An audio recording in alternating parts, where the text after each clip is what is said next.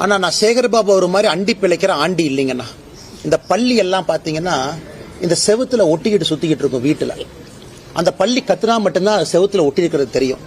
இன்னைக்கு சேகர் பாபு அவரை பார்க்கணும்னா முதலமைச்சருடைய ஜீப்ல ஓரத்துல பள்ளி மாதிரி ஒட்டிட்டு போவார். ஸ்ரீரங்க கோயில்ல எல்லாம் 4000 ரூபாய் டிக்கெட் வாங்கி சொர்க்கவாசல பாக்குறதுக்கு போவாங்க. அதே சேகர் பாபு எப்படி அடாவடியாக சென்னையினுடைய ரவுடியா எப்படி இருந்தாரோ 20 ஆண்டுகளுக்கு முன்பு கோவில்ல இன்னைக்கும் அறநிலையத்துறை அமைச்சராக அதே ரவுடியா தான் இருக்கிறார். எல்லாம் நவருங்க.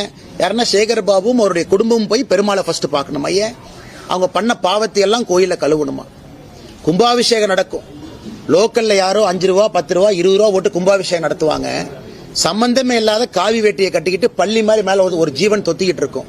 அது யாருன்னு பார்த்தா சேகர் பாபு. அந்த மனிதருக்கெல்லாம் பதில் சொல்லி என் தரத்தை நான் தாழ்த்திக்க விரும்பலீங்கன்னா, செவுத்துல ஒட்டி இருக்கிற பள்ளியும் அறிவாலய செவுத்துல இருக்கிற பள்ளியும் முதலமைச்சருடைய ஜீப்ல சைட்ல ஒட்டிட்டு போற ஜந்துவும் ஒரே பேரு தான். அது சேகர் பாபு.